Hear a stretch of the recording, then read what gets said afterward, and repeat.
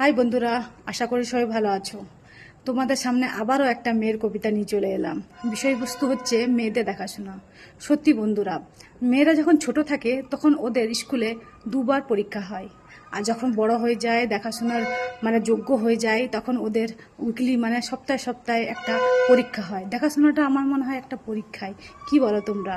তাদেরকে সেজে গুজে পরীক্ষা দেওয়ার মতন দিতে হয়। ওই বিষয়ে একটা কবিতা আমার মেয়ে তোমাদের কাছে শোনাচ্ছে আর কি। তোমরা শোনো, খুব ভালো লাগবে।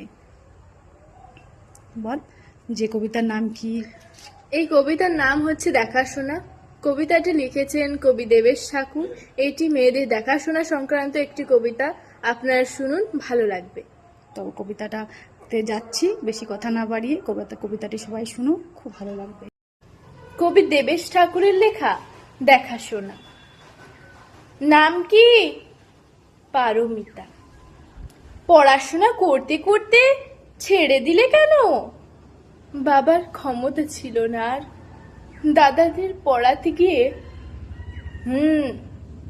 চুলটা খোলো একবার, গোছাটা টেনে দেখবো। আহ, মুখটা তো চ্যাটচেটে কেন? পার্লারে যাও না? ফেসিয়াল করো না? ব্লিচ করো না? না, গায়ের রং তো বেশ ময়লা। তোমার বাবা চিঠিতে লিখেছিলেন শ্যামোজ্জ্বল। মেয়ের বাপেরা বোধহয় কালো রং চেনে না। জলের ওপর পা দাও, এবার একটু সামনে হাঁটো, পায়ের পাতার ছাপ দেখবো। এবার হাতটা বাড়াও। আঙ্গুলে ফাঁক কেন? জোর করো, উল্টো দিক দেখে।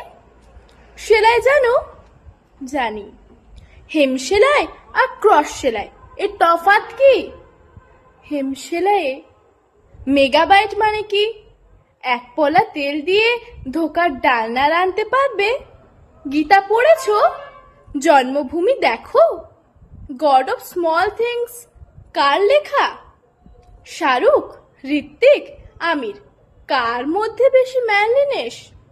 বাচ্চার কাশি হলে এক্সপেক্টোরেন্ট বা বাসক তুলসী রস, কোনটা দেবে? নায়াগ্রা জলপ্রপাত কোথায় অবস্থিত? ফুজিয়ামাটা আসলে কি? একটা আগ্নেয়গিরির নাম। আগে মাঝে মাঝে জাগতো, গনগনে লাভা বেরিয়ে আসতো, এখন আর জাগে না। এই নিয়ে আমার ৯৮টা কোণে দেখা বিকেল সন্ধে হয়ে গেল।